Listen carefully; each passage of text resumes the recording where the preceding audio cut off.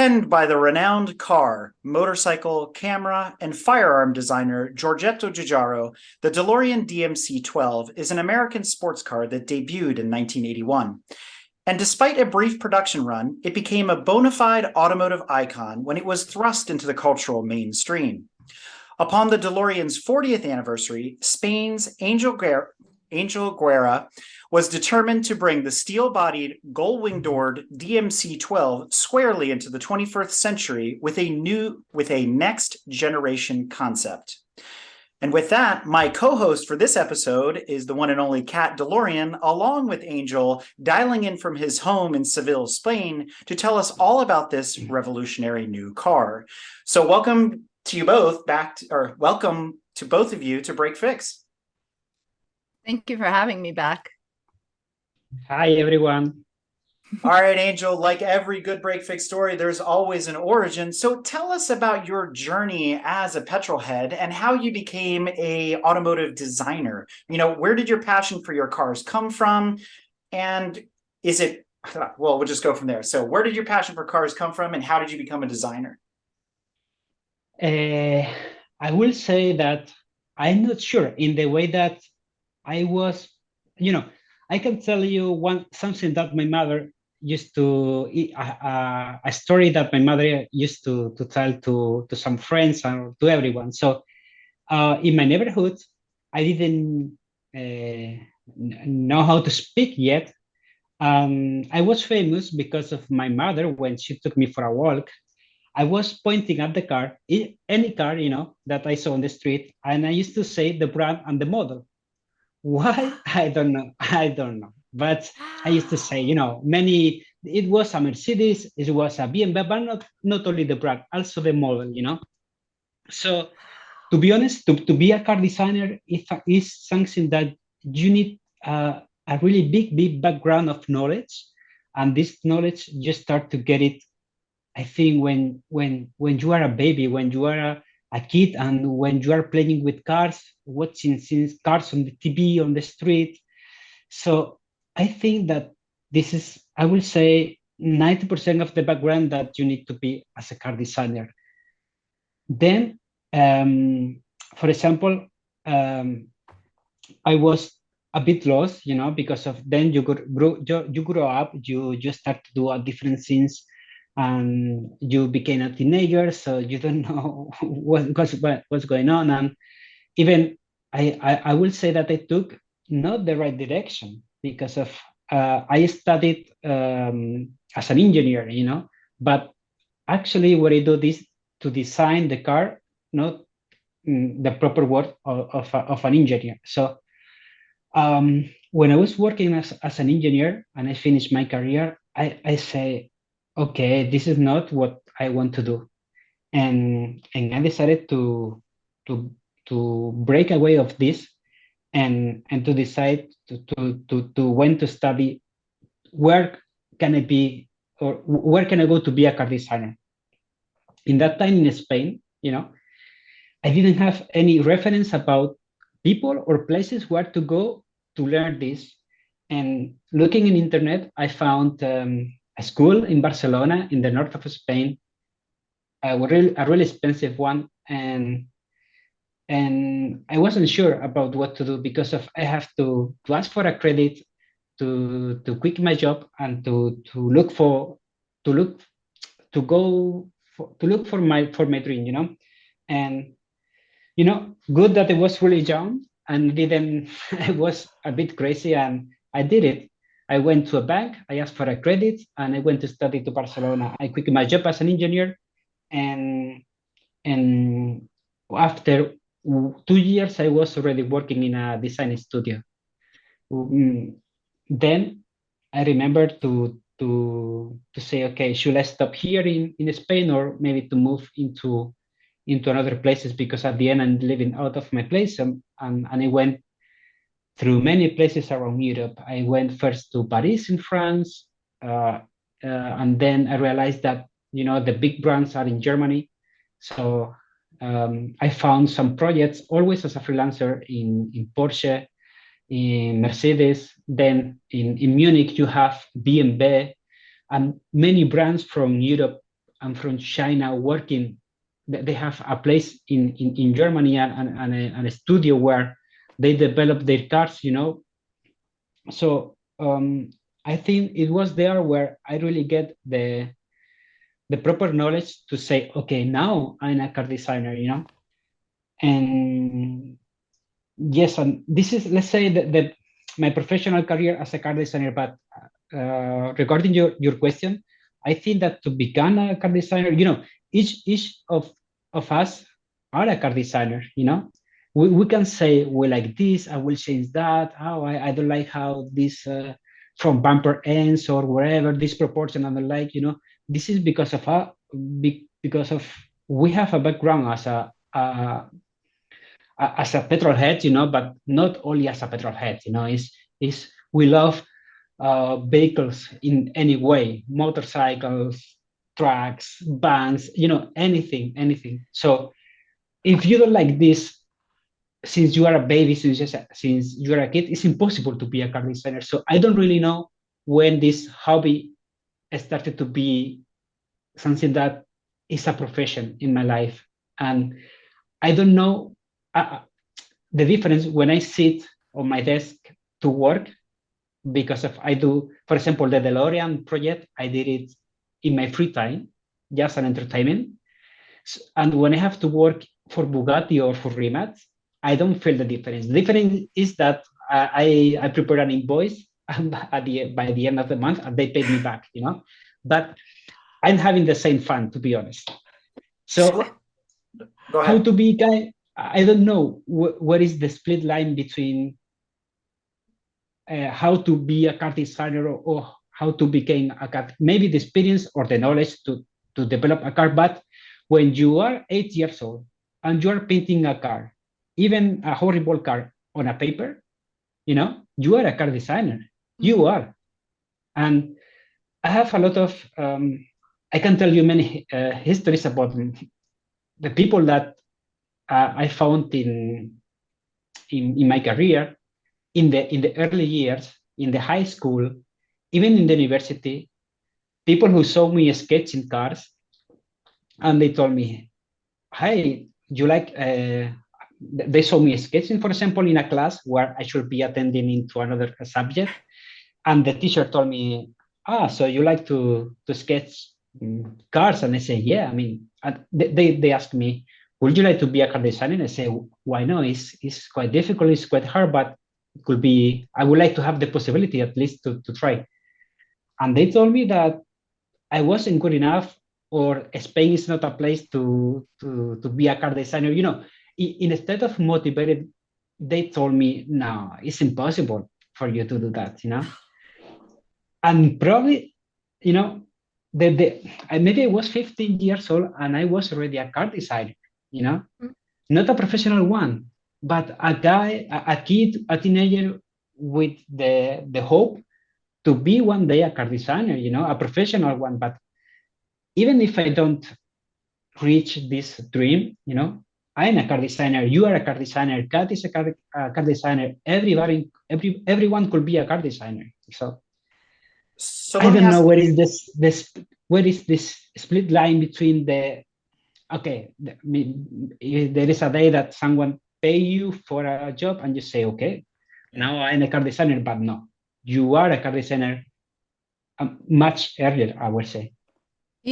You're describing the difference between a professional and somebody who is the thing you're saying. So just because you're not a professional yet and getting paid doesn't mean you're not a car designer. I would like to interject just for a moment, because I hadn't heard that whole story before. And I can't stop smiling, because that is the story behind everything we're doing. I've always told people it's never too late to change your mind. As long as you're following your passion, you'll be successful.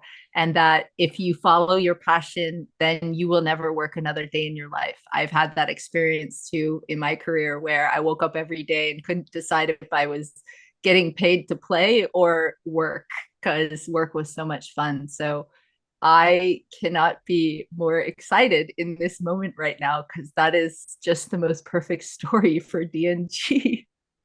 And you hit on something And you hit on something really, really important, which was a story that or it's a sentiment that I've also heard expressed by other leaders in the space. And if you go back and even look at John DeLorean's stories, or Lee Iacocca's or others, they say, I started as a designer or an engineer at such and such company, but I didn't want to be the guy designing the ashtray for the right rear door of the new Cadillac. And you're like, and you said that yourself, you're like, this wasn't for me. And then suddenly you went from engineer to artist. So I'm wondering, when you went back to school, did your engineering studies help you in becoming a car designer, or did you have to check all that at the door and basically start over again as an artist, especially as a graphic artist in today's world? I will say that not really. As an engineer, I mean, I learned 99% of my skills and working, I will say, or by myself, not in the school, not in the university, no. Maybe right now you have more opportunities because there are many tutorials in internet, many videos, and now you can learn a bit more about, by yourself, but not like 20 years ago. No, it was impossible. So the only possibility to learn something about how to become a car designer, because at the end it's a mix of, as you say, art and technique, is really hard, because if you have to sketch good, you have to be able to transfer this sketch into a 3D. You must be able to massage and to go step by step and do a lot of iterations about this 3D until you have an early volume and idea of the car, and you finish that into a production model that could be it depends on the technology. This part could be printing, in 3D printing, molding, milling, whatever, So regarding when or where do you get this knowledge, I will say you get it working. It's strange, because of, for example, if you want to build houses, you know what you have to study.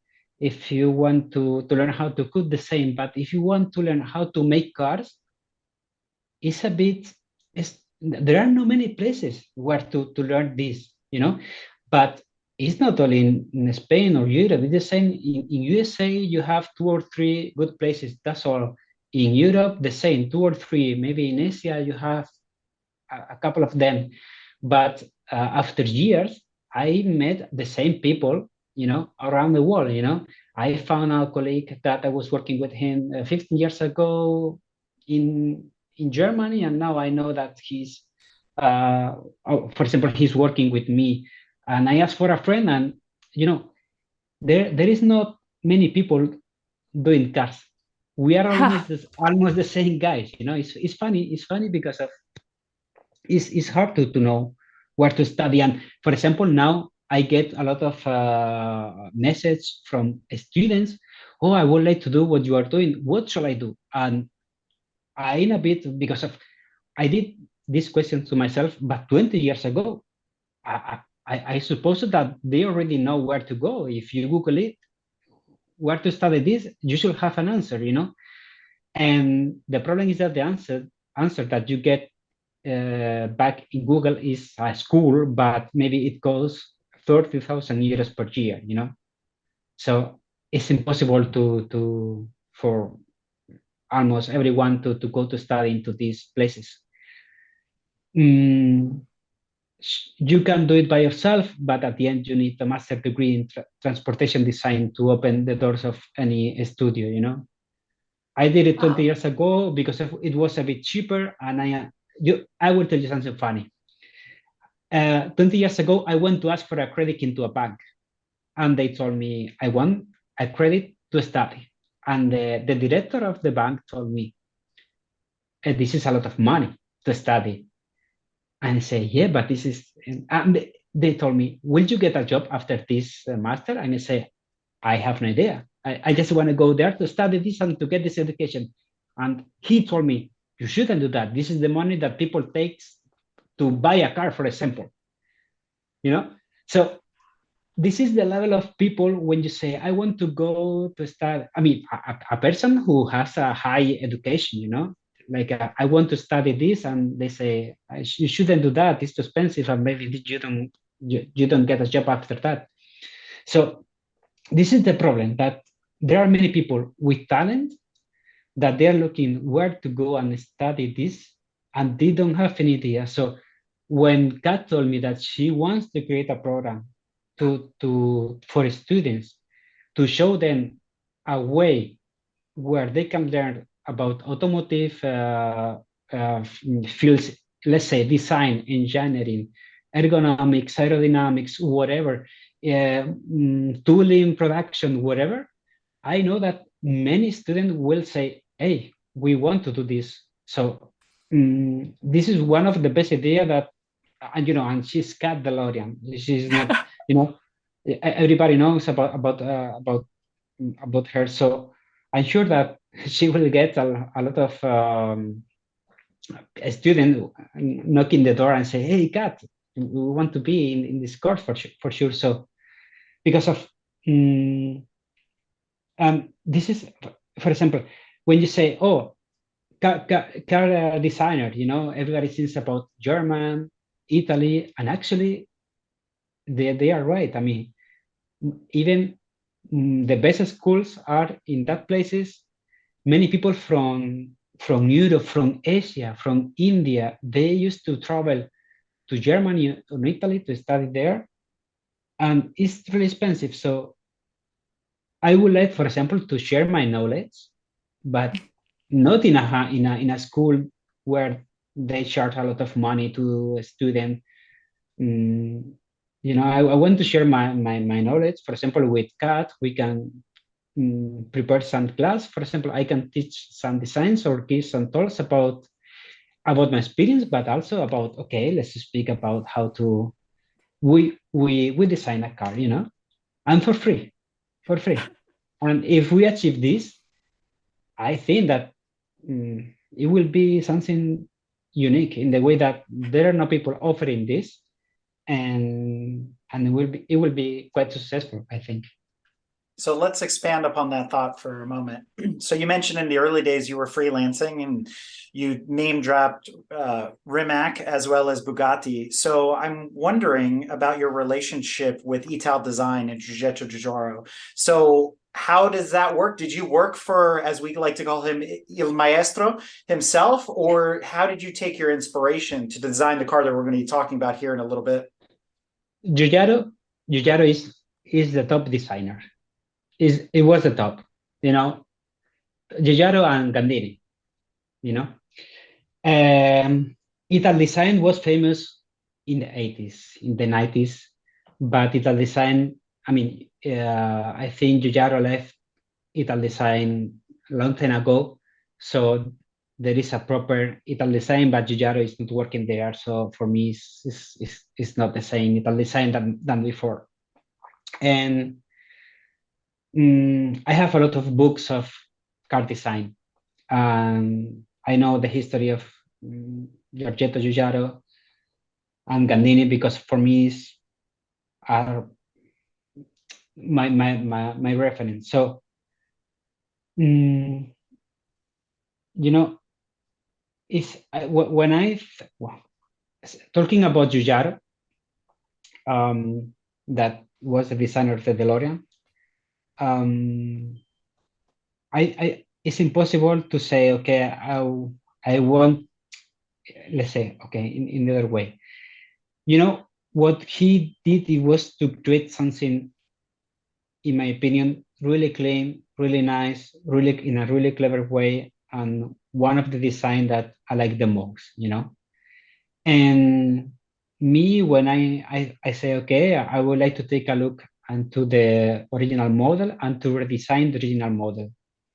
Where to get the inspiration? So the inspiration is the model itself, I don't need to get more inspiration. So my job as a car designer, with my skills, with my tools, with my knowledge, is to transfer this design into this 2021. That was when was done. So what I took from him, it was the original model, but I also took some reference from John DeLorean, because at the end, the car was, let's say, designed, the exterior was done by Giorgetto Giugiaro, but the package and everything was done by John DeLorean. And in this mix, I think became something unique, that it was the design of the DMC-12. So I say, okay, should have something from DeLorean, from Giorgetto Giugiaro design, but also from John DeLorean. So when I look at John DeLorean, I see a clever guy, elegant, and sophisticated. So I say, and also I was thinking, okay, if John DeLorean had the opportunity to make another DeLorean, taking care about the previous design, I think that he won't just copy the design into nowadays proportions. You should do the same but different. You should do something that should look like the previous DeLorean, but with a modern treatment, and it should look futuristic nowadays, as the DeLorean look futuristic in the 80s.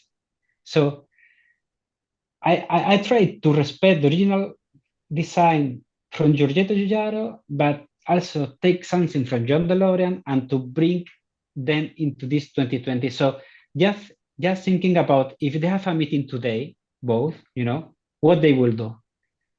I didn't think about, okay, if I will make the DeLorean, thinking about myself, I will do it like this, or I will insert this element, or blah blah blah. No, you shouldn't think. I think most of the designers, they have a lot of ego, and this is the worst. You have to take a look into the model, think about it, think about the age that was done, the people who was involved, and to try to transfer all this in 40 years forward in time. And what you have to give is to give the modern treatment, and to find something that will make the car unique nowadays. Mm-hmm.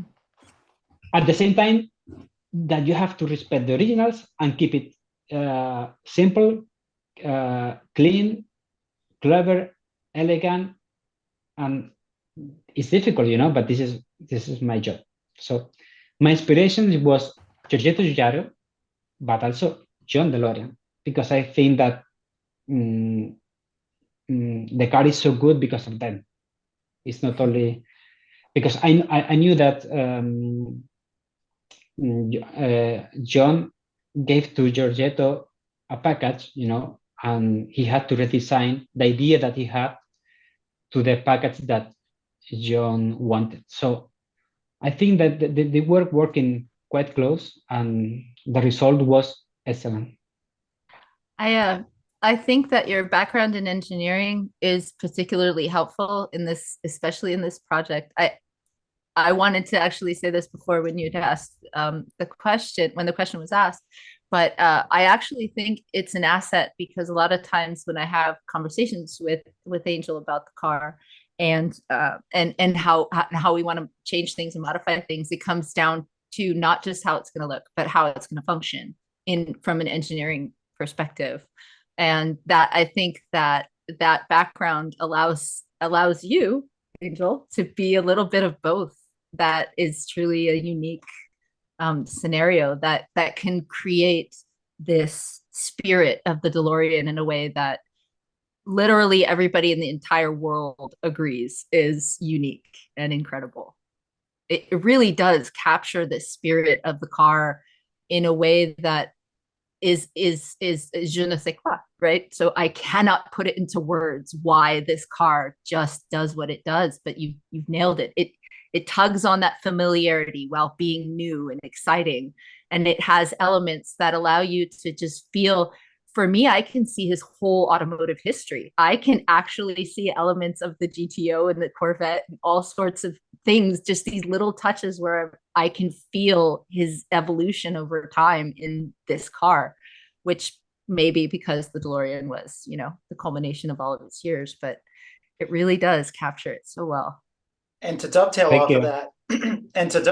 that, I've shown, picture. I know. To your point. Let me back this up. To your point, the design that we're talking about now has been around for a couple of years. You designed it, like you said, on the side back in 2021, in the middle of COVID, while we're all kind of stuck at home wondering what to do next, and talk about a passion project, the end result of this. But folks that I've shown this to, the same gut reaction is in concert with what Kat just said. The first words out of their mouths are, "Now this is a DeLorean." Right? Mm-hmm. That's usually the visceral reaction to when they see the design that you came up with. Mine was slightly tweaked on that, where I went, "That looks like something that Giugiaro designed," not knowing that you had designed it, because it spoke to the original design, knowing that the DMC-12 was designed by Giugiaro. So it makes me wonder, if we kind of peel this back just a little bit, we're all children of a certain age in a certain era. So what did you think when you first saw the DMC-12 as a kid? Remember, you spoke about, I could name the car and the model and this and that. So when you saw DMC-12, what did that make you think? And was there something that also propelled you to become a designer? Okay, I tell you this. This is really easy answer for me, because I remember. Give me 3 minutes, because I have to tell you this history. So take all the time you want. Spain,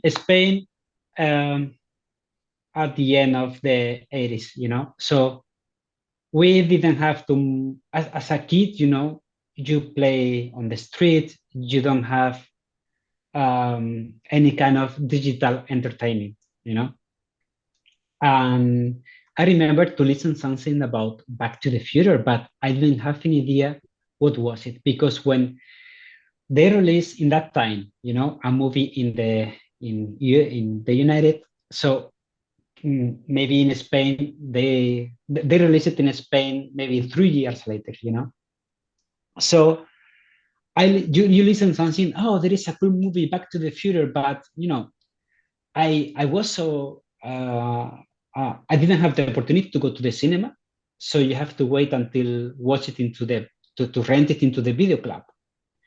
But you have one chance per week to rent a movie, because of your parents, they give you only a bit, and you say, okay, I have to, you stay in this video club for 1 hour choosing one movie, and you in between 20. I never had the opportunity to watch the Future, so Back to the Future. So I had to watch it. I had to wait to watch it on the TV. I said, okay, I will watch it when on the TV. And I remember that 1 month before they put it on TV, they have already it was on a spot on TV. Okay, in 1 month we will put Back to the Future in TV, and it was the first movie in Spain available in stereo, on the TV. So I remember that day at home, my father plugged the hi-fi stereo into the television, and we start to watch Back to the Future. And I didn't have any idea that I will see that kind of car. So when I saw, in Back to the Future, when the truck opens the door and you see the back of the DeLorean running, rolling down the track, in that moment, I felt something special. I don't know what to say, but this is one feeling that you have this kind of feelings in your life, when you met someone, when you are in love, when you live a really special moment. So for me, it was a special moment, because I knew that I was seeing something unique. And it is not related to the time machine. No, no, no. No, it wasn't about the time machine. I didn't think about all the elements and components around the car. I was fascinated about the car. And I said, what? Sorry, what is this? I had to look for a DeLorean. And I tried, do you know the DeLorean brand? It was already, I think, 1989. So nobody could tell me what is a DeLorean, where is the DeLorean? I know Ferrari, BMW, Mercedes. What happened with the DeLorean brand?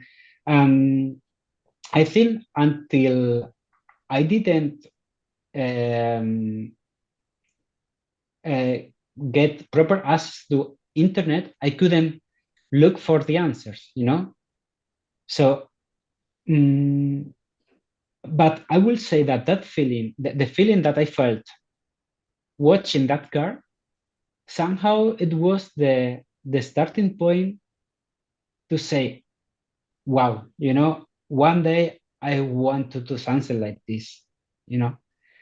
So I will say that maybe it sounds a bit strange, but there are two moments in my life really important because of it was in the early age where you know that cars are really important in your life. I think one moment this one. Another moment is that it sounds funny, but when I bought my PlayStation and I started to play my first video game about cars, Gran Turismo, it was the first time that you spend hours and hours and hours playing with cars in 3D. In 3D, it was like a kind of my mind was working in a different speed when I like a overclocking your mind. And my brain started to think about cars and cars and cars, and I started to sketch, and somehow I started to say, I like this. I like to spend my free time sketching cars, thinking about cars, and I didn't stop since that moment. But this is, let's say, how I keep thinking about cars. But I remember the feeling. I will never forget the feeling when I saw the first time the DeLorean. And I remember that at the end of Back to the Future, it say to be continued. The next day I went to the video club and said, Dad, I need money. I need to rent the second part because I need to see the DeLorean flying in Back to the Future too. So really, one thing I think from the 80s is that, in nowadays we say in the future, we will have this, but in the 80s, I think that they developed products that say, you don't have to wait for the future. The future is here right now. The DeLorean is here and is something that people, I don't know. I'm 40 years old, but I can imagine if you are 20 years old in the 80s and you see a DeLorean, you will say, what is this? So, and nowadays, this is think about the DeLorean. Maybe you are in a meeting with hypercars. You have a Bugatti Chiron, Ferrari, McLaren P1, Porsche 918, and suddenly arrive at DeLorean, and everybody look at the DeLorean. And it's not because of the Back to the Future or any kind of movie. It's because of was so unique design, and there is not, in my opinion, if I have to choose three cars in like the best cars anytime, one of these three will be the DeLorean, for sure. So, Pat, are you holding it together? It's sorry, what? hard. Well, he's watching me cry while you tell the story because I keep having emotional moments. It's your story. It fits so well with it's hard to believe that you found me and that your narrative fits my goals so well. It's overwhelming how I call this car the supercar built by love. But Because that's what it is. God, you know the way that I found you, you know?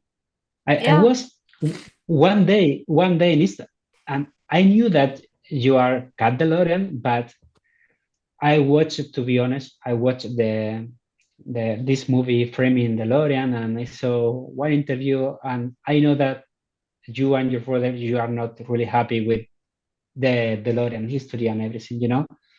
So I never wanted to look for you to write you something or whatever. And one day in Instagram, I saw a picture of you and your father, and I say, okay, and it was a post that you did it, and I say, okay, I did this car thinking about your dad and trying to make a tribute to his legacy. I think, you know, if you are proud of your father or your father, I have to tell you this, and I think it was the way that I approached to you, like I got an Angel, and I did this project because of we are in love with the work that your father did, and it was really nice because of it was something that suddenly happened. I didn't look for that, you know. I saw you suddenly in Instagram your picture with your father, and I say, okay, I will do this. It's So it's amazing too, because the way the timing of all of this has played out. So the other half of that story is my side, where I showed up to try and connect with the fans again and thank them for, my relationship with the car was very contentious, and connecting with them, hearing stories like yours over the years. The car now represents dreams, and not my dad's dream, everybody's dream. And it's so special to me. And it's such a unique perspective that I believe I have because of who I am. And everybody tells me their story. So I wanted to tell these stories. And when you showed up into my life, I was trying to find a web page to put to have a space where we could all gather and collect these stories. And I literally was yelling at somebody saying, do you think I can register just this one domain name? Because I really want this one. And then you message me saying, by the way, I just registered this domain that you're currently upset about not being able to get. Would you like to have a website where people can submit stories about how much your father means to you? So just like everything else in this whole journey of building this car, I set out to do something, and suddenly somebody says, hi, here's a completed thing that you need. So it's just been we talked in the beginning about how to pronounce your name, and I am working on pronouncing it correctly. I'm not there yet, so I'm not going to say it. But to me, I have to call you Angel, and I'm sorry if that's an insult, because to me that's where you came from. That's the only explanation, is that my dad tapped you on the shoulder and said, "Hey, go find my daughter."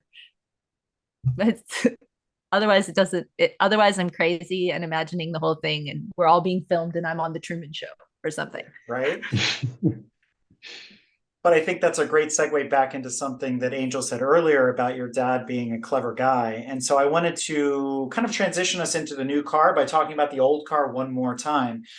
And so, Angel, your gut reaction to the DMC-12 is in line with a lot of other people's. It was one of these wow moments, right? And unfortunately, as a kid, I was a bit of a cynic, and that hasn't really changed much. But I could see, and I always followed the evolution of Giugiaro's designs. Parents coming from Italy, everybody kind of knew what Il Maestro was up to. And when you look at the DeLorean, the joke used to be, well, there's the Scirocco, and then there's the Audi Coupe, and then there's the DeLorean, and it's like thin, medium, and large, or small, medium, and large. And so those designs all went together. But you look at the DeLorean and you go, Hyundai Pony 74 concept coupe and the Scirocco which were both penned by Giugiaro. You put the two together and you get the DeLorean. But the trick, the clever part to hone back in on that is the packaging.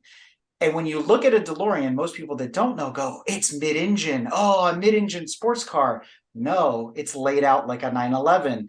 And to fit the motor and everything in there in that way, in that design, it's almost an optical illusion. And that's what brings us to the new car, is that when you look at it, you're never really sure, I guess, where your eye stops. It's constantly moving around the design of the car. And so that leads us into, I guess, questions about your design and how they may play out into the future.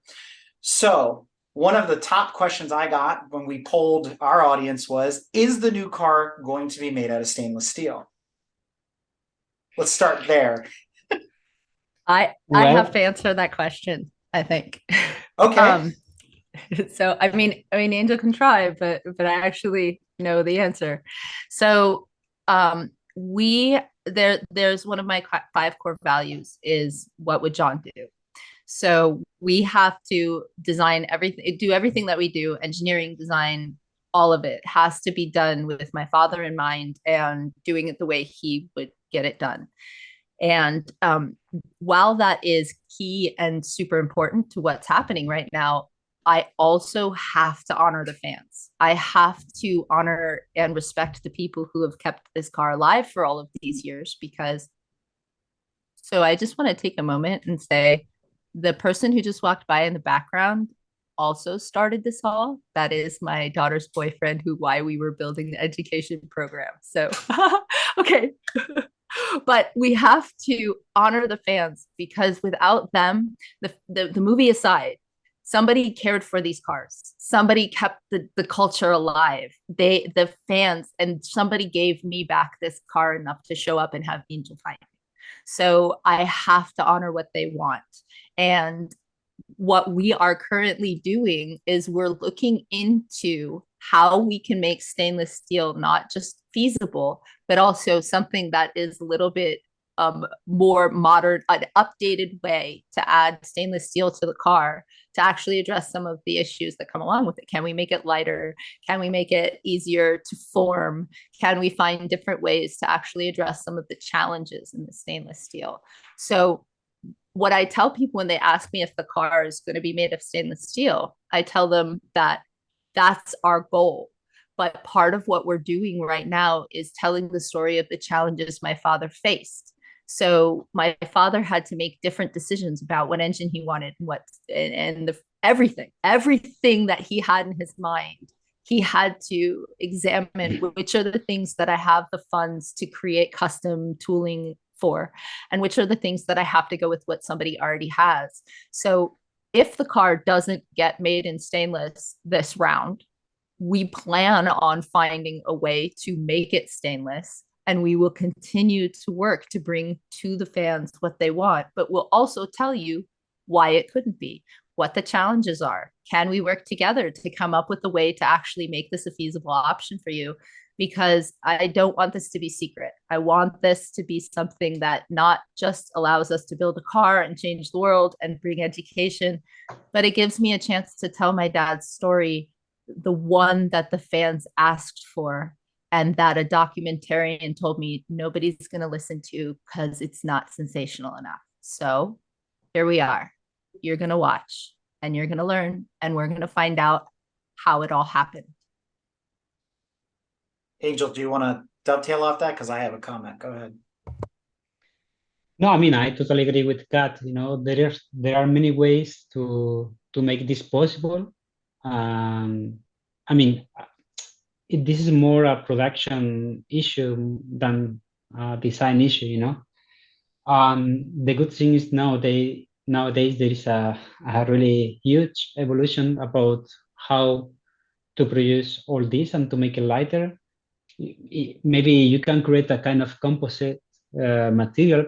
It could be stainless steel mixed with carbon, no mixed, but you can create a layer of carbon fiber and then to put on the top a really thin layer of stainless steel. You know, it will depend of the guys that will be in charge of this technology, and I'm sure they will find a way to reproduce or to have the same appearance that the original car, but improving the result for sure.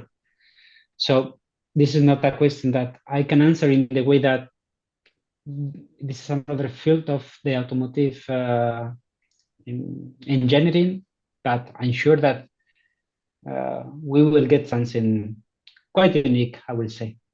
And I know that could be a major sticking point, but it goes right back to the point about being clever. And so, in talking with some fellow automotive historians and enthusiasts alike, one of the things that was brought up about the original construction of the DMC-12, because I don't think Giorgetto wanted to build it in stainless steel. It probably wasn't his plan. It was John's plan to do that. But you have to kind of look at sequence of events here. So your father was friends with Malcolm Bricklin. Bricklin was experimenting with fiberglass and other composite plastic materials to build his vehicle, and we saw how that turned out. So I think I'm speculating, your dad probably said, we're not going that way, but I want to do something different. And stainless was the option because aluminum was too expensive to handle and deal with. So now if we think about that, it's kind of this cutting edge, out of box, quote unquote, clever thinking. Maybe the new DeLorean or the DeLorean next generation vehicle needs to be some sort of cutting edge space age technology that is yet to be produced on a vehicle. So something beyond carbon fiber. And to your point, Angel, that combination, giving us that retro feel of a layer of stainless, but something else much more modern underneath, being able to bridge that gap from the old to the new. And so I think that would be my major rebuttal to everybody that's, banging their fists on the table saying it must be made of stainless steel, is to kind of think about it from the perspective of the time to say they were very forward thinking. So what's our forward thinking approach with the new car? That's a great point, because that's exactly what I said to the team when we were talking about, there are a lot of challenges in forming stainless steel, not the least of which are most people can't do it. So there's a lot of challenges, and one of my father's key factors was creating a car that was inexpensive to purchase and inexpensive to own. And so what I said to my team was, I said a lot of things have changed since back then. What was the positive intent that my father had by creating it out of stainless? Part of it was style, but a lot of it was a couple of things. And I don't know that I've seen these things discussed a whole lot. I know it may be out there, but these are definitely things my father talked to me about. One of the ideas of the body panels was not just that it's easy to buff out and you don't have to paint after an accident, but it kept the cost down of replacing panels because he could remanufacture them for you at a low cost, because the doors could come back and be melted back down. And then that allowed him to provide the parts for you at a low cost of maintenance over the lifetime of the car. So when we look at carbon fiber, what I said to my carbon fiber guy was, unless you can tell me how to keep it out of a landfill, it's not going on my car. And so he actually has a carbon fiber recycling process that he's working on, and we're going to work to try and help him get a patent on it and improve it a little bit. But that was my first thing I said. The positive intent is that it has to perform what my father wanted, not just be lighter, not just be what everybody else wants. He was a unique thinker. So that's how we're coming to try and address it. And we have some amazing people coming up with really interesting solutions, such as the one that Angel has described. We don't know if it's possible, but we sure are going to keep trying until we find a way. So the only way it's not going to be in some form have some stainless option for it is because we could not make it cost viable, but we will find a pathway to that and share that with the public and say, we couldn't do it because this, but here's what we could do to get there, to try and allow even the public some control in whether or not the car gets made. It's also in the best interest of the consumer too, because if you think about it in terms of the 80s, when the car companies were struggling, it was also a cost cutting measure. I mean, your dad was probably going, if I don't have to paint it, that's thousands of dollars I'm saving per car, not having to figure out what colors we're going to use and how to apply them and then clear coat and all this. The stainless is ready to go. I mean, when was the last time you either waxed, buffed, or painted your kitchen sink? Never, right? It's always looks the same from the day you put it in to the day you got rid of it. So the stainless stainless is a really great option for that. It's easy to clean, easy to maintain, and it doesn't rust. So it's funny you say that, because one of my guys wanted to put a ceramic clear coat on the stainless, and I said, I'm not getting a stainless car that's going to force me to buy more wax. Thank you. No. 100%. Like, yeah, no. So that leads to the next big design question, probably at the top of many of the more technical petrol heads' minds, is the new car going to be mid-engine or rear engine layout like the original? That Angel can answer that. I mean, I know the answer, but His design, when you put it all together, did you envision the new car as a mid-engine? Before he answers that, I've been telling people that my team is supposed to hold me to the standard, what would John do? And in this particular case, I made a stupid remark to my team, and they all went, absolutely not. You cannot, because we were talking about the front end of the car. And I went, well, what if we did make it front end? The words came out of my mouth, and then I went, oh gosh. But they immediately all pounced and said, no, your father would not do that. So in that, I'll let Angel answer what the car's going to be after my faux pas. So, what I did, for example, is to prepare a package, whatever the option that you will take could fit, So I think that a mid-engine will fit a bit better with the idea of let's say, to exchange the powertrain in the way that, for example, if you go for electric, you just need to put the battery pack where in the room that you dedicated to the engine.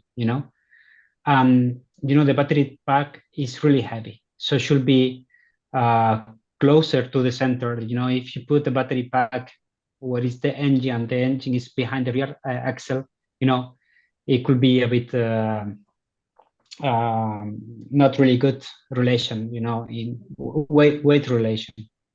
So from my side, I have to design the car, leaving a space for both options. It could be an electric car. In that way, you don't need the space for the motors because you located the motors in the door axle. So, and they are quite small.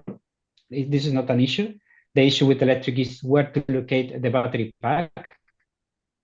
So my idea is if I locate it behind the driver, this is the best place because at the end is the natural way where it will be the engine. So whatever will be the option, it will work.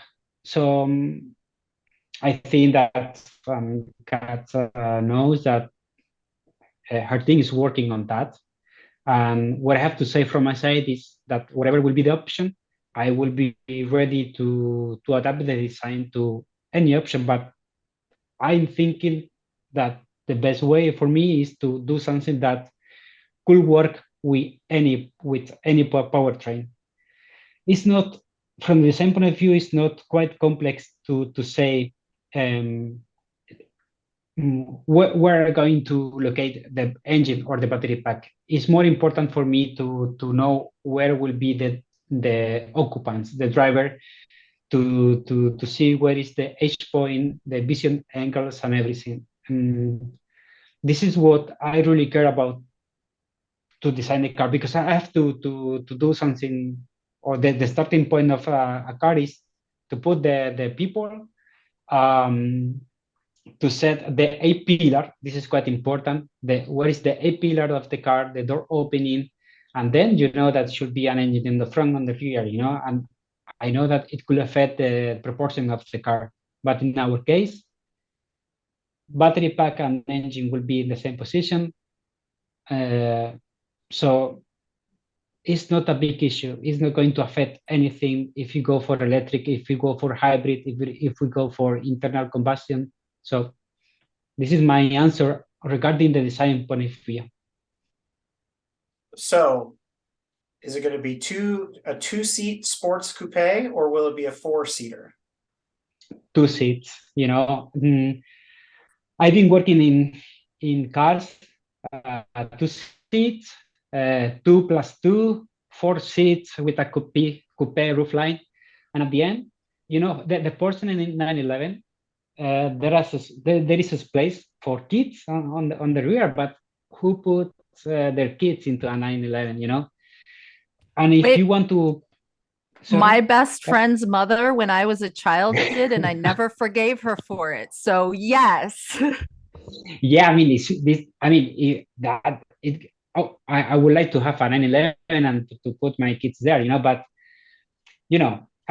some people, they used to put this in this 2+2, this space to put some luggage. In our case, I'm planning to have a proper place for luggage, So I rather prefer to have 2 seats car, and after that to use that space for battery pack, for the engine, whatever, and to put the luggage into a proper place, And that's good, because if we go back to the original car and the original intent, it was sold and marketed as a sports car, a sports coupe. So I know that a lot of the purists have pushed back and said, well, we really love the little compartment behind the driver and passenger seats and yada yada and all this. I get that. That's because the engine's way back under the rear end of the car, so you have all that extra space. But when you go mid-engine, suddenly the firewall is right there behind the seats. And that's the way of the world, whether you're looking at mid-engine Porsches, Ferraris, Lotuses, and everything in between. It's the design. But I think what's more important to understand here is if you're going to come in and make a big bang and play in the sports car space, the winning formula is going to be mid-engine. And you're 100% right about the weight distribution. If you want the DeLorean Next Gen to be a performer, and people aren't going, well, it doesn't do this and it doesn't handle right. You want them to come at it and go, the driving experience was 11 out of 10, fantastic, handles like a dream, and go from there. Because let's face it, there's only one car left in the planet that is still produced with the motor hanging out over the back end, and that's the 911. And if you watch its evolution, it continues to get longer, and the motor somehow gets closer to the driver every year. So even there, the Germans are like, we just keep refining this idea until it gets better. So I'm glad that you said mid-engine. I'm a fan of that idea. I think that's going to make the car that much better. It's going to put it in the hands of enthusiast drivers that want to show up to their next track day and go, check out what my DeLorean can do against your Porsche, your Corvette, or your Ferrari. So that's actually a really good point. So I grew up, I grew up, my first car that I got myself, other than the Mercedes that my father built, was a Z28.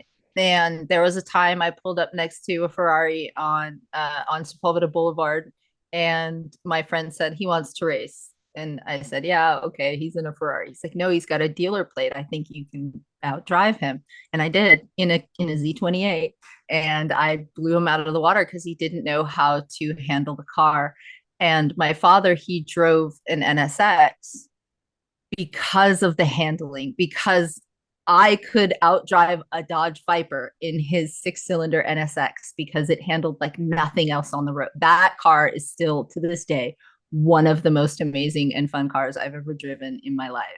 And so this car has to be fun to drive. It can't just be pretty. It can't just be safe. It can't just be stainless steel. It has to be fun to drive, because that is being forgotten today by all of these numbers, these statistics. It's great that it goes really fast 0 to 60. Some of them go really fast 0 to 60 and not even in a straight line very well.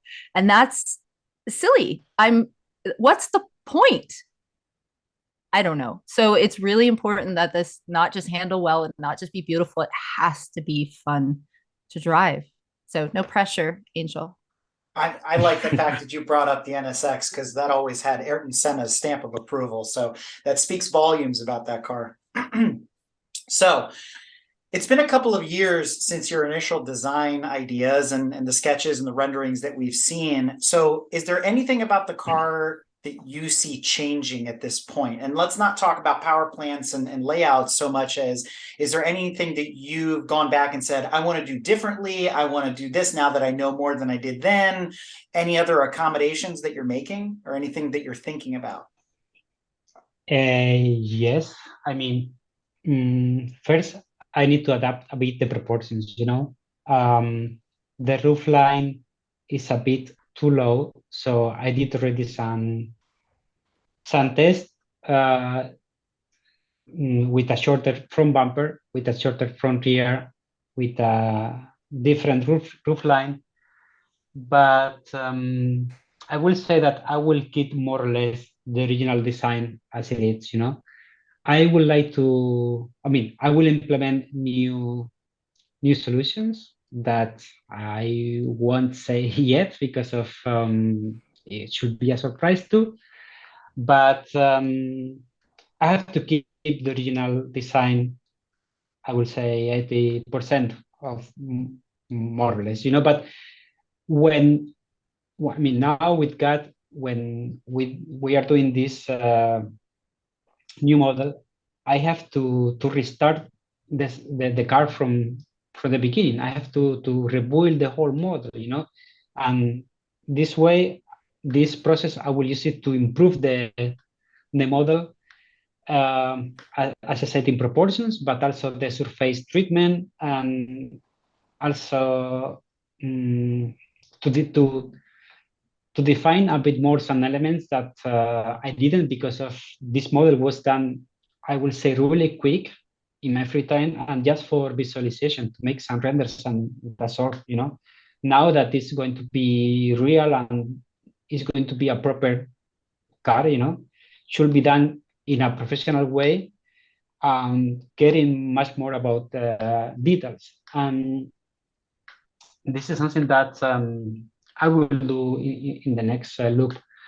But one thing that I have to say from experience about this car, that when you see a car on the pictures, and maybe for you it doesn't look too good, and you see in real life, you say, okay, now it looks better than in the picture. Always looks better in real life than in the picture. Always, always.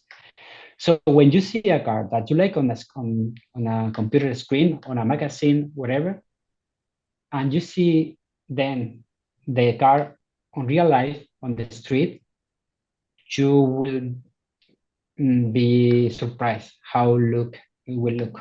So I like when people say, I like the car, when they see the car on the picture, because I'm sure that when they will see this model in real, in production and on the streets, with the new treatment, with the new proportions, with everything, how it should be done in the professional way for a real car, people will say, wow. Well, because I have the same feeling with the Rimac Nevera concept 2 before, because I saw first the show car. We did this car in the whole car in the screen, because we didn't have in that time the money to make a one-to-one model to double check the design, something that you do in any place. But in that time, Rimac, it was a kind of a startup company, and we didn't have the money. So we wasn't sure about the car. We like it on the screen, but we wasn't sure. And my boss told me, if you like the car on the screen, you will see it in real life. And I remember when I saw the first prototype of the Rimac Concept 2, like wow. So you are not, you see the car on the screen and you don't really appreciate the proportion. This car is as wider as La Ferrari, not tall. The height is the same that La Ferrari.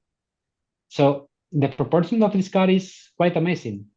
And when you will see this light bar running through the whole car, lighting this LED with the stainless steel, this combination of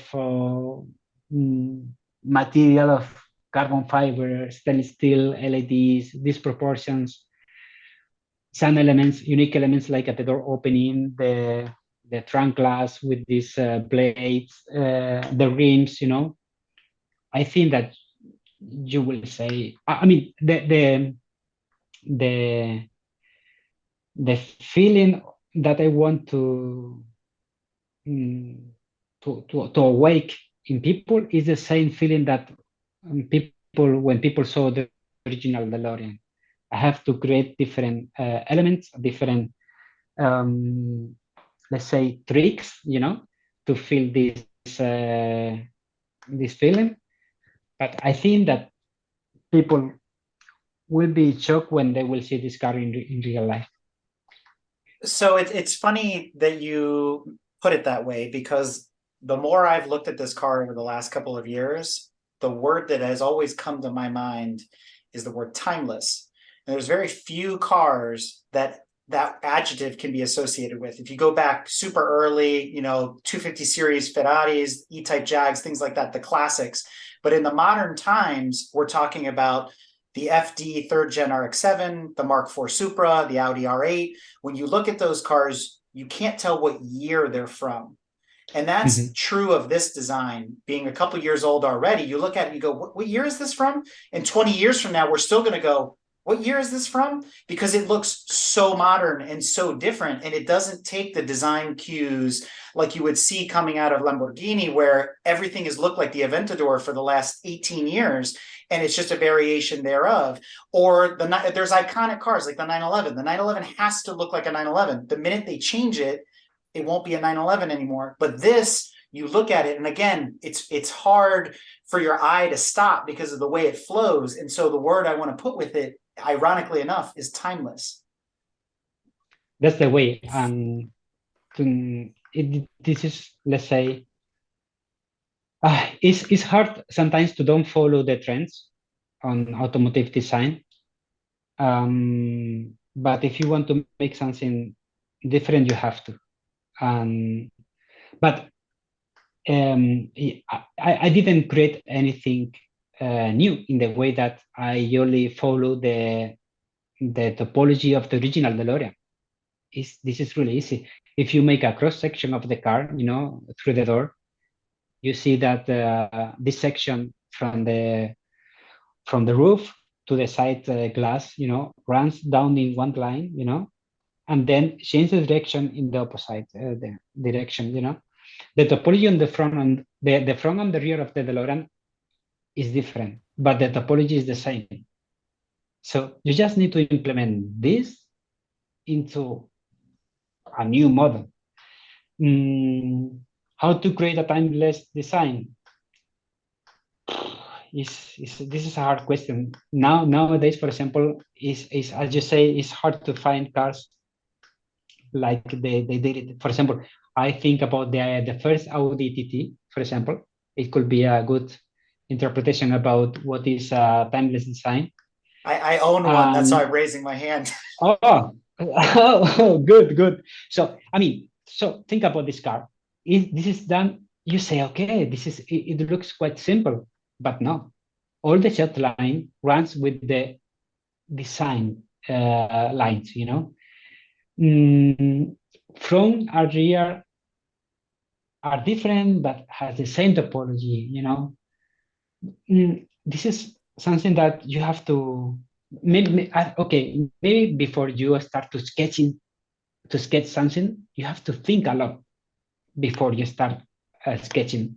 If you want to make something like this, in this case, I tell you, it was easy because I only had to look to the previous model and to identify why this model is so unique and timeless. And then not to copy, but you need to transfer these elements into nowadays. And then you have to add some new elements, of course, because if not, you are doing the same thing that they did it 40 years ago, but with a modern treatment. And this is not what I wanted to do. I want to do something that reminds you to the original DeLorean, but also that looks futuristic nowadays, and in 10 years will still look good and also futuristic. It was happened with the Audi TT. I think timeless is a great way to go with this car, because I remember looking at some of the new cars and then I saw a DeLorean next to them not too long ago, and I went, wow, that car's it just stood the test of time and it looks very, very modern.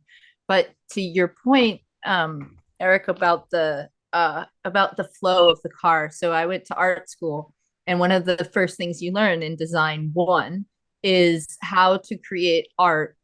Photographers I use photography a lot as an example when I talk about this, because you can take a picture this way and you just frame it a little bit different and it's a whole other photograph. So the principles of design say to look at how we experience life, and one of it is how you read a picture. So in some cultures you have to consider they read backwards. So which way do your eyes naturally flow through things? And then how do you create a design that makes your eye continue like you described? So that is the ultimate goal of any design. At the fundamental foundation of proper design is to get your eye to continue to flow through the whole thing. And I think that element, I couldn't put my finger on it. I think you just described the je ne sais quoi. I think that's it. It's when I first saw this car and the renderings of it, my breath was taken away no matter how many times I saw the video. It still happens, but it was that visceral react. I had that reaction. I had the reaction to this car that everybody has to seeing the first DMC-12. It's stunningly beautiful and simplistic in how gorgeous it is, right? I think that plays into it too. And it also, go ahead. Yeah, I will tell you one trick that I use it. And also I will show you the way of thinking of a designer. So if you take the original model, there is one element that for me looks too old for me. This black stripe, running through the whole car. Because it's a plastic that is not glossy and looks like a bit, something from the 80s. So when you say, okay, I need to transfer this element into the new car, but this looks quite old school for me. Okay, so what should I do? Should I delete this element or what to do? And then you need to say, or what I did is like, okay, this element should be in the new car. And for me, looks too old. So I will do that this element, it will be the most sophisticated, high-tech thing in the car. So the car will be stainless steel, whatever, but this element, this black stripe around the car, it will be a full LED that it will be the lights of the car, but also I will implement into this black stripe the cameras, the sensors, the lidars, whatever, all the high technology let's say you distribute around the car in this black stripe. This is what I say that this is the clever way of thinking that John DeLorean will try to put into this model. Something that is it looks or look old in the previous one, so you keep it and you transform this element into something futuristic. And at the end, this is something unique. My idea of the front lights running not only on the front, let's say on the front area of the front bumper, that also turned into the side. This is something I will say new. Many brands, they are doing right now, and the front and the rear too. And this light bar that is running also the side, maybe it's not legal in Europe to turn this on when you're running, but when the car is parked and you need to open and close the car or whatever, you can activate it, and it could be a nice opening, a welcome opening show, for example. I actually have a plan for how to argue that it should be allowed in other circumstances other than just parked. I definitely think it will not pass regulations to have it on all the time because everybody wants, then that will result in everybody putting LEDs everywhere. However, as I see it, it's very helpful for side view. If you're parking or you're trying to, move your car around, you can actually see at night what's around your car if you can use it for very slow backing up and things like that. So it's such a cool feature it was a style feature, but it has these implications that I keep thinking about. Well, it would be very useful for me not to hit the squirrel next to my car. I don't know, Kat. Yeah. With gull wing doors, you just open them and look out the side. You can see everything you need to, right? Yeah. I had one person request. So there's one fan who's really particular about hating that people drive around with their doors open. And they say, could you please make it so the door automatically closes if you start moving while it's open? And I said, I'm pretty sure that will get me like stuffed in a trunk and left somewhere because everybody will be mad that they can't drive around with their door open. But we'll look into it for you because it's a safety feature. Yeah. Yeah. I mean, where do I want to go with this? Hang on a second. My daughter, what? On the TV? Hi. Okay, I'll be there in a minute, bud. She knows the rule. If the doors are closed, don't come in my office. So where was I going with it? Sorry, she's distracting me. That's okay. So off the record, because I'll edit this out, the one thing I do see about the car, because I'm always relating cars to other cars and designs, because again, following Giugiaro as a kid, you could always connect the dots between vehicles. When I look at it, the back withstanding, I do see a lot of the Nazca C2 in it, right? If you delete the kidney grills off of that design of Giugiaro's, I see it in this one as well. That's why immediately my mind went there, and I'm like, this is very much, inspired by something he would have put together. So I appreciate that in the look of the car as well. But it does stand alone on its own four wheels, I suppose. So let me kind of get back in my train of thought here. One of the things that John had in mind for the original DMC-12, it was really important, was a target weight. A lot of designers go after a target weight because they want the car to perform at a certain level. Now, because of different things in the motor and the packaging and this and that, the DeLorean was slightly overweight from its original target, which I would believe is around 2,400 pounds, is what I've read. So what's the proposed weight of the new design? You mentioned that dimensionally it's similar to LaFerrari, but what are you thinking weight-wise? Where will it clock in? Well, I mean, nowadays the weight is the tricky area in any car, most of them even they don't release the official weight. I will say that I don't know exactly, but should be something between in kilos, I have to say, or let's say in tons, 1.7, 1.6, 1.8. It's impossible to make something lighter, I think, more. I mean, to be honest, even La Ferraris with the driver and everything is 1.6. So about 3,200 pounds, yeah. Yeah, so it's not because of, for example, La Ferrari, they have it's a kind of hybrid, with the curves and everything. Or for example, I think all the sports cars and hypercars, they will be kind of hybrid, and they have electric motors, they have battery pack, plus the engine that is a big engine. Even when you create a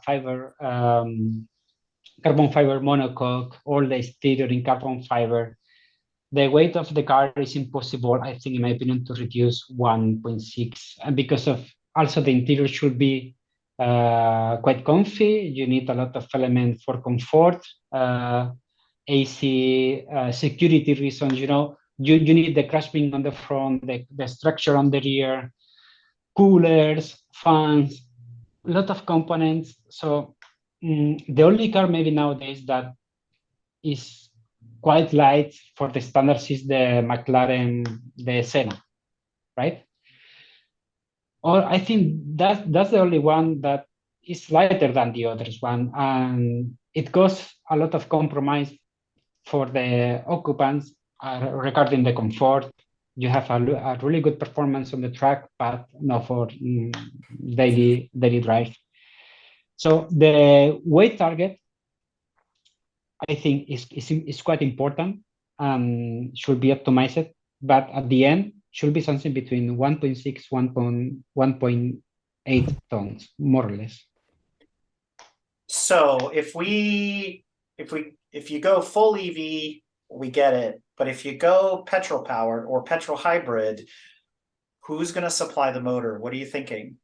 And what size would it be? Is it some sort of turbocharged smaller engine? Are we going V8? What are we talking? You'll find out on November 15th. So you want off the record? I'll tell you off the record, but you Well, have to. yeah, I guess if this airs before, do you want this to air after the 15th? Because we can just It can, include it. yeah, it can air after the 15th Then if you want. tell us the Okay. truth. Okay, so true to my father, I can't decide on the correct powertrain without a little bit more experience and experimentation. So we actually have 3 currently in development, and we have not just ICE but hybrid hydrogen, which and then also our electric. And when it came to the internal combustion engine, just I have a smoky eunuch. I can't, I don't want to say that because I don't want to pull the eunuchs into this without talking to them, but I feel like that's what I have. I call him Smoky Wolf because he also has been able to fix everything that's come up so far.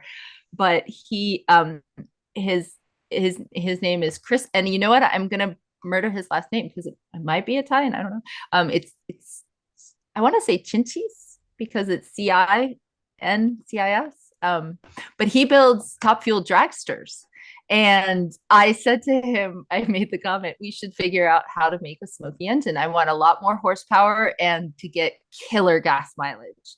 And so his stated goal is 1,000 horsepower and 80 miles to the gallon. How close we get to that, I don't know. I also told him, please don't kill me. So maybe a little bit more weight in the car would be good because he's a little insane and I love it. But that's what we're doing. We're actually, and he's not just working on one option. He's examining multiple different ways in which we can meet the challenge of more horsepower, better gas mileage. And one of the key components that I've asked him to try and take a look at is, can we design something that will do this, that we can offer to existing ICE cars? Because it's not just about building a new car that people could buy. I love my cars. I'd like to save them. I would like to find a way to make them last as long as possible. I would also like to find a way to maybe offset them killing the planet, all of these other things, so that everybody's happy. If I can, then amazing. If I can't, then at least I tried. But we are definitely going to have something that is John DeLorean worthy when it comes to the internal combustion engine, because I have a true genius working on it. Yeah, I mean, this is, for example, in Bugatti, the new Bugatti will be a combustion engine. I mean, a hybrid. It will have a combustion engine plus motors, but the combustion engine, it will be a big one. So Yeah. I think for the next 10 years, we will have combustion engine, and soon I hope that they will find a way to supply these engines with this synthetic petrol, Mhm. and I hope that they could survive in this crazy time. I think we will. I think it's just a matter of figuring a few things out. Everybody wants to move completely away from internal combustion engines, but I actually believe that's the wrong answer. I believe the answer is finding a way to make them a viable solution. If for no other reason, then that's a lot of cars to put in the trash. So let's do something with them. But I think there are alternative viable options that we'll be able to find as we start to focus on availability of all things. I love electric cars. My dad loved electric cars. He really supported the electric car movement when it started. But we do have to examine the challenges that we have with electric cars. You have the battery problems with the sourcing of the materials and issues with the fires that happen. We're studying all of these technologies. So we may just come back around to some hybrid version of these two technologies is the answer that we need that allows us to even run it without spilling more carbon into the air.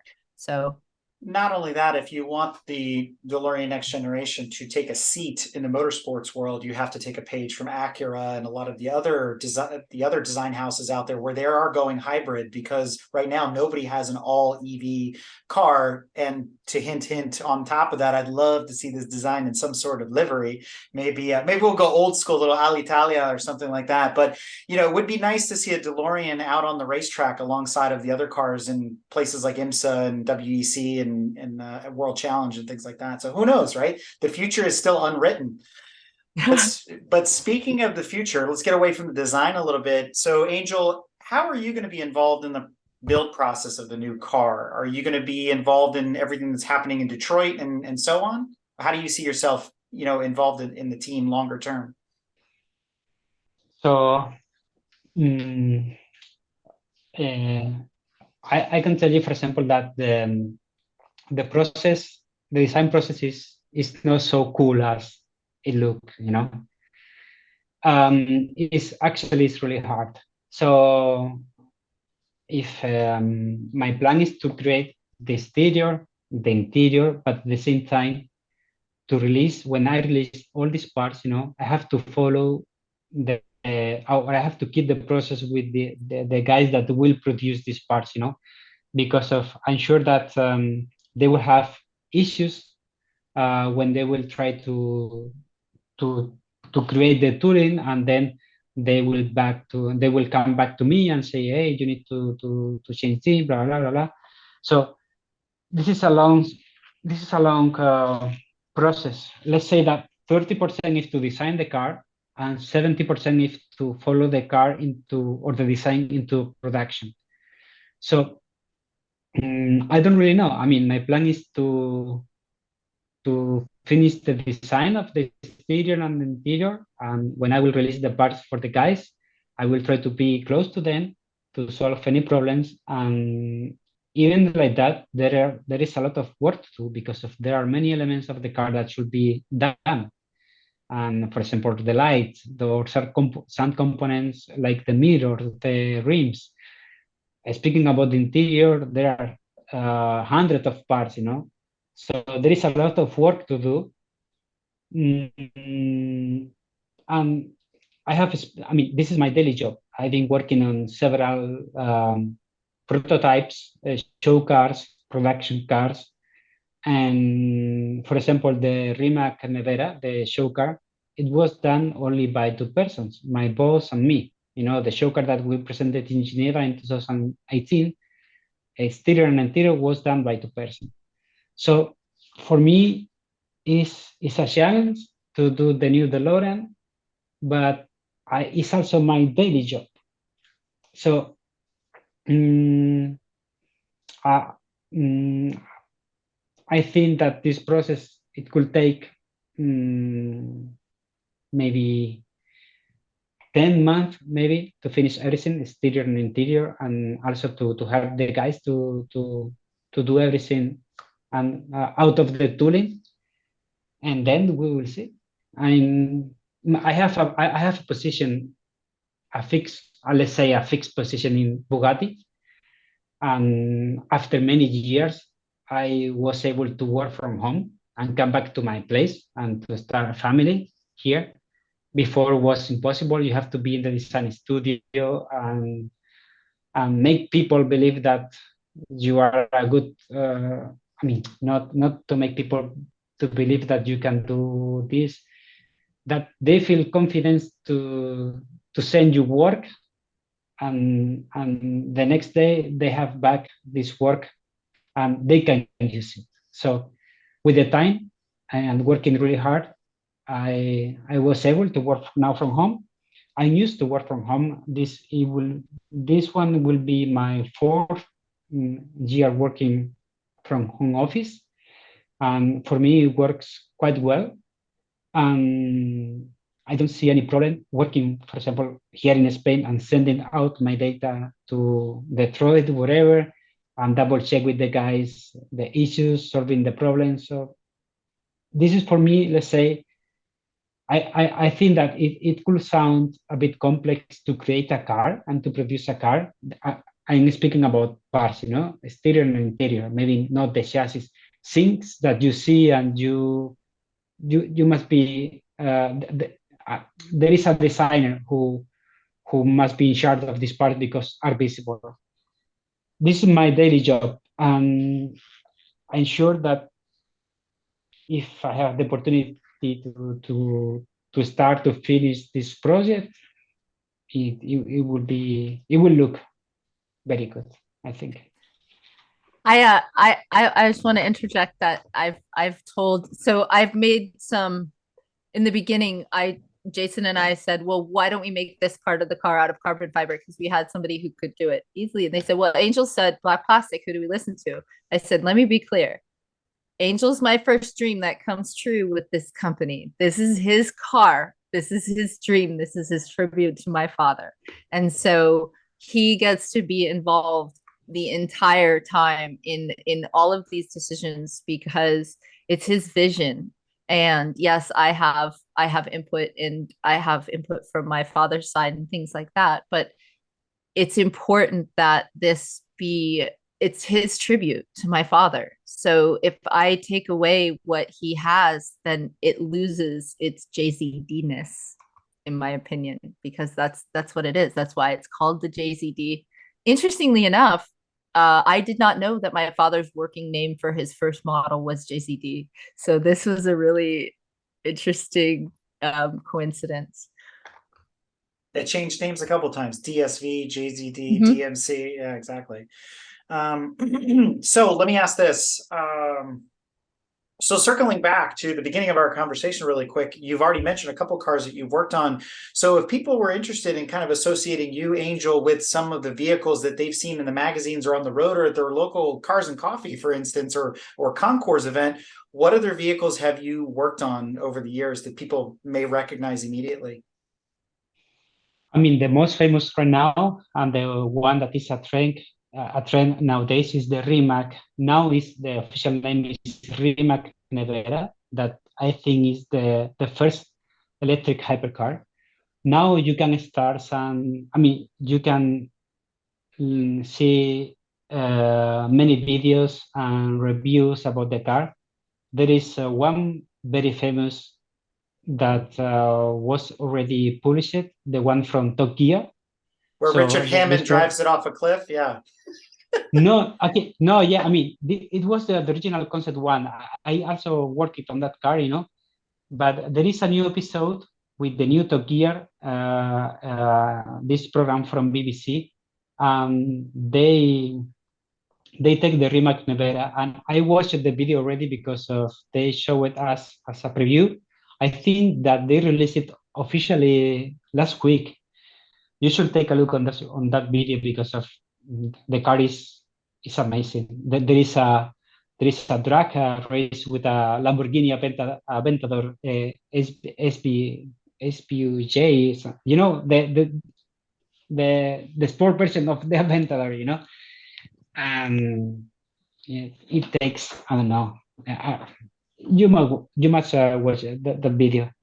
And I've been working also on normal cars, sedans, but also motorcycles. For example, for BMW, BMW Motorrad, I worked in a BMW RR. I don't know, it was a naked from the early 2010. And I remember, for example, since the last 1.5 years, I'm working for Bugatti, but this is quite confidential what I'm doing right now. But right now, I'm in charge of a really, really, really cool project that I hope that if this project, I mean, it will be real one day, but if this project will achieve what they are trying to do, it will be something unique. But I can't tell you anything. No, that's Sorry. fine. So did you work on the Devo by chance? No, the Okay. Devo was already, no, because of the Devo was done I will say that the design, the design should be done 3 years before they release the model, So for example, the Rimac, now I can speak about the Rimac, because they presented officially. But for example, I've been working on projects that, for example, in 2019, that I can't speak yet because they didn't release it. I can't even mention that the brand or the model that I've been working for because they didn't release the project yet. So this is something that also sometimes is a problem because of in this time in Bugatti, I've been working on cool projects, but probably until 3-4 years, I can put on my portfolio or in my CV these projects. Yeah. But So I no, go feel ahead. that I just want to say I feel that pain as a cybersecurity person. I literally can only talk about one cool thing I've ever done because it's finally been made public. And the rest of it, I'm like, I could tell you, but I'd have to kill you, literally. So I think our fans would be remiss if I didn't ask you at least one very crucial pit stop question, which is, as a car designer, in your opinion, what is the most beautiful car of all time? Not the DeLorean, right? You got to take that off the table for this. this is I will say is impossible answer. I mean, I can't give you an answer. I think because of maybe was the 60s when it was a time that you can have the fastest car and the most beautiful car at the same time, because they didn't care about too much about aerodynamics, whatever, Nowadays, for example, if you want to make supercar, hypercars, you have to care about safety, ergonomics, aerodynamics, and at the end, you have a lot of constraints that you want to make it beautiful and nice, but you need to put. Suddenly, engineers say, no, you need to put a air intake here because of cooling, and you say, no, I don't want to put it there. Because I want to put it below because I don't want that you look at this air intake. And they say, no, but this is the best place to put the air intake. And you have to find an agreement. And, in this fight at the end, it's a compromise between everything. But in the 60s, I think we had the most beautiful cars and the fastest. It was so think about the Miura, the GTO, the GT40. The cool thing is that the guy who had these cars, they could say, I have the fastest car and the most beautiful at the same time. Something that nowadays is quite impossible. Maybe some of them, the GTO I like, but I'm fascinated about the GT40 because it's a legend in racing. But for me, when I see this car in picture, when I saw this car in my first time in real, to see how low, what was it, and for me, it's a car that is like a 10 years, forward in time. I say 10, but I could say 20, But if I think about a beautiful car that that for me is also an icon, the Citroën DS. Maybe I will say that this is incredible for incredible design for that time, and especially I don't know how a mind in that time could do something like that. For me, it was amazing. Well, my fans know how I feel about the Citroen DS, so I'm going to leave that alone. But let me ask you this question, or let me ask you two quick follow-up questions to that question. I like your answer. So if you had to choose between the 959 and the F40, which one is it? One of the greatest rivalries of all time. I know. the F40, I think. But you know, this is not.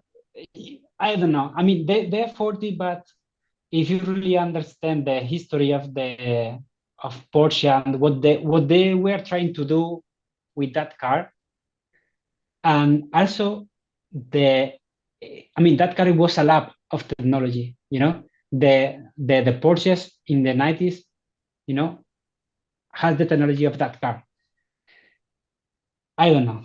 I don't know. For me the F40 is an amazing car, but for me it's not maybe my favorite Ferrari.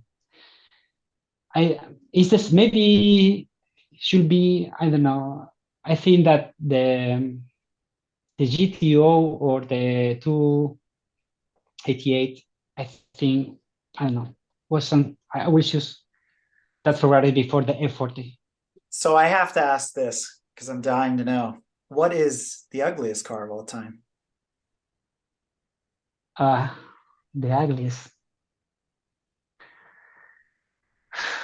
I don't know. The Dale. There are many. There are many. But ugly. I always ask If you artists and designers if that's even a thing because we find beauty in everything, right? So you can find something redeemable about every design, even if it's utilitarian, like a Lada or a Trabant. There was a reason for it to exist, even though they're not attractive yeah, vehicles. for See, sure that the was car was. Sorry, for sure the car that is ugly for a reason. Yes. You know, I, and no, I was just gonna say that was my thought when you asked him what the most beautiful was, is how do you choose? Because you can find different beauty in every car for different reasons. yes, And so it's like you ask that card, I start running through all the cars in my head, and Well, I usually the reaction is based upon where your loyalties lie with manufacturers, but also it's usually the car that got you excited as a kid. So you'll hear people say 365 GT4 Daytona, E-Type Jag, Ferrari 250 Testarossa, the 911, the 356, because those are the cars that inspired them as petrol heads. So that's why we always ask that question. But the ugly one, people are like, oh my God, there's so many, right? So how do you choose? And from being from Europe, there was a gut reaction I thought you were going to go with because there's one in the United States that everybody goes with. So I'm really surprised you're struggling with an answer. I mean, it's easy to point a model. You know, Oh, but come on. uh, Is there anything worse than the Fiat Multipla? no, no, but there is not any car that could fit three. I mean, in two line, three passenger, but the Fiat Multipla is ugly, you know, because of the package. But if you think that the exterior of the Multipla is horrible, take a look on the interior. Then the interior of the Fiat Multipla is even worse than the exterior. Believe me, the dashboard is horrible, horrible. And the exterior is somehow is with the time. I think people will say, why not? I mean, the highlights on the base of the A pillar. I don't know. The multiply is the easy answer, you know. Mm-hmm. But for example, one car that let's go in, for example, Ferrari nowadays. I don't like the Ferrari Daytona, to be honest. I don't think that this car in 10 years will look good. The people will say, "Mm, I don't know." But the time is a good thing to let's say to see how a model is good or not, you know. And in my opinion, the multiply is not too bad, you know. it's I think it's ugly because it's different. It's so shockingly different versus something that's ugly because they did. I mean, you can tell they were trying to do something and it clearly did not work, but at least they were trying to do something. I think when I think of Yes. ugly, I think of bad design versus idiotic design. Right. Yeah. So like where did they miss the mark when they really could have, to me, an ugly car is a car that could have been beautiful, but they really just missed it. And and I can think of a few, and most of them I don't want to say out loud. No, but to Angel's point, when you take a multipla and you turn it into a taxi cab, or it's featured in a sci-fi movie like Total Recall or Demolition Man, then suddenly it makes sense, right? You're like, what? This Mhm. looks so bad. But that being said, to kind of wrap out, to kind of close out the session here, I want to offer up both to Kat and Angel any shout outs, promotions, or anything else you guys would like to share that we didn't cover thus far. I would like to thank my entire team that's working right now.